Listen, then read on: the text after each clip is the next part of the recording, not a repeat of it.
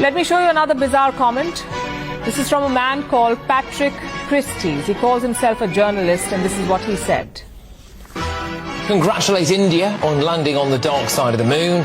I would also like to now invite India to return the £2.3 billion foreign aid money that we sent them between 2016 and 2021. We should not be giving money to countries with a space programme.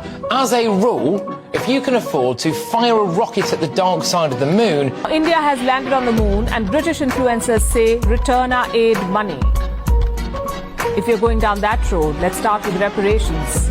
Let's start with the colonial loot. Return that money first. And we have the bill. Some $45 trillion. That's what Britain looted from India between 1765 and 1938. And this is just an estimate. The actual figure could be much higher.